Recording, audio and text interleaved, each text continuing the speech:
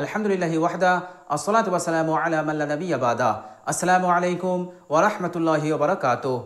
প্রিয় দর্শক, কাছে দূরে দেশ বিদেশে যে যেখানে অবস্থান করছেন সকলকে জানাই আমি আমার আন্তরিক সালাম, শুভেচ্ছা, অনেক অনেক অভিনন্দন। প্রিয় দর্শক, আজকের ভিডিওতে একটি আমল আমি আপনাদের সঙ্গে শেয়ার করব ইনশাআল্লাহ। প্রিয় দর্শক, আমলটি যদি আপনি করেন তাহলে আপনি আপনার মনের মতো, পছন্দ মতো, অতি সৎ, অতি সুন্দরী নারীর সঙ্গে আপনার বিবাহ হবে। আল্লাহ সুবহানাহু ওয়া তাআলা এমন ব্যবস্থা আপনার জন্য করে দেবেন। বলুন সুবহানাল্লাহ। প্রিয় দর্শক, এইভাবে করে অতি সৎ এবং অতি সুন্দর ছেলের সঙ্গে আপনার বিবাহ হবে, অর্থাৎ আপনার মনের মতো, আপনার পছন্দ মতো পাত্র পাত্রীর সঙ্গে আপনি বিবাহ করতে পারবেন। মনের মতো, পছন্দ মতো জীবন সঙ্গিনী পাবেন ইনশাল্লাহ। প্রিয় দর্শক, আমলটি খুবই সহজ। আমলটি যদি আপনি ইখলাসের সহিত, ইয়াকিনের সহিত, আন্তরিকতার সহিত যদি আপনি করেন, ইনশাল্লাহ অবশ্যই আল্লাহ সুবহানাহু ওয়া তাআলা আপনাকে সাহায্য করবেন।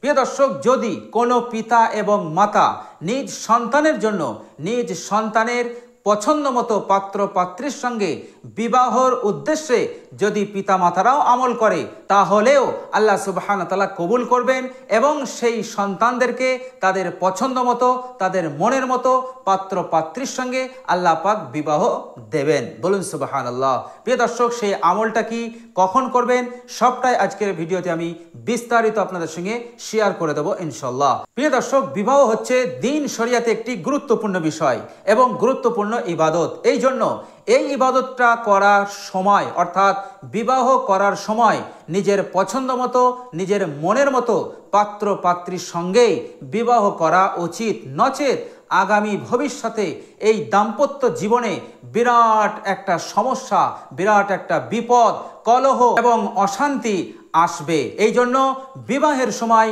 মনের মতো, পছন্দ মতো পাত্র পাত্রীর সঙ্গে বিবাহ করা অত্যন্ত জরুরি। প্রিয় দর্শক, স্বামী স্ত্রীর মধ্যে যদি মিল, মহব্বত, ভালোবাসা না থাকে, তাহলে কিন্তু সেই পরিবারটা একটি ভালো পরিবার গড়ে উঠতে পারে না। যখন ভালো পরিবার গড়ে উঠবে না, তখন সমাজ তৈরি হবে না, ভালো সমাজ গড়ে উঠবে না। যখন দেশের সমাজ ভালোভাবে গড়ে উঠবে না, তখন দেশের উন্নতি দাঁড়িয়ে যাবে, দেশ ধ্বংসের দিকে যাবে, দেশের পতন হবে, দেশ কখনো আগাতে পারবে না।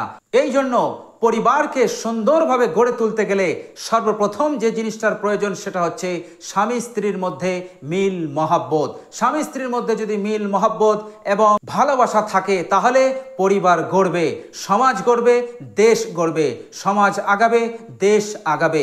এই জন্য বিবাহ খুবই একটি গুরুত্বপূর্ণ এবং মহত্বপূর্ণ বিষয়।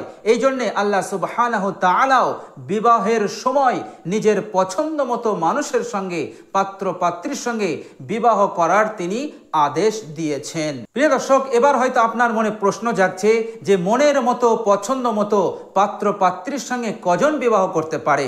প্রিয় দর্শক, এই জন্যই আমাদেরকে আমল করতে হবে, কেননা আমলে বরকত আছে, আর আমলের সঙ্গে আল্লাহ পাকের নুসরত আছে, আল্লাহ পাকের ওয়াদা আছে।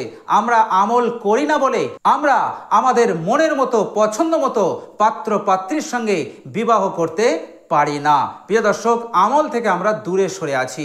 প্রিয় দর্শক, আমলে বরকত আছে, আমলে আল্লাহ পাকের ওয়াদা আছে। এই জন্যে আজকে যে আমলটা বলবো, অবশ্যই এই আমলটা আপনারা করতে পারেন। প্রিয় দর্শক, আমলটি হচ্ছে পবিত্র কোরআনুল কারীমের একটি সূরা, আর সেই সূরার নাম হচ্ছে সূরাতুত তাহরিম। সূরাতুত তাহরিম হচ্ছে পবিত্র কোরআনের 66 নম্বর সূরা, আর এই সূরার মোট আয়াত সংখ্যা হচ্ছে 12টা। মাত্র 12টা আয়াত আপনি যদি প্রত্যেক দিন তেলাওয়াত করেন, ইনশাল্লাহ এই তেলাওয়াতের বরকতে, এই আমলের বরকতে অতি সৎ এবং অতি সুন্দরী নারীর সঙ্গে আপনার বিবাহ হবে। আল্লাহ পাক নুসরত করবেন, সাহায্য করবেন, সেই ব্যবস্থা করে দেবেন। প্রিয় দর্শক, এইভাবে করে কোনো বোন যদি এই আমলটি করে, তাহলে সে তার মনের মতো, পছন্দ মতো অতি সৎ, অতি সুন্দর পাত্রের সঙ্গে বিবাহ হবে। আল্লাহ সুবহানাহু ওয়া তাআলা তাকে নুসরত এবং সাহায্য করবেন। বলুন সুবহানাল্লাহ। প্রিয় দর্শক, আমলটি খুবই জোরদার এবং শক্তিশালী আমল।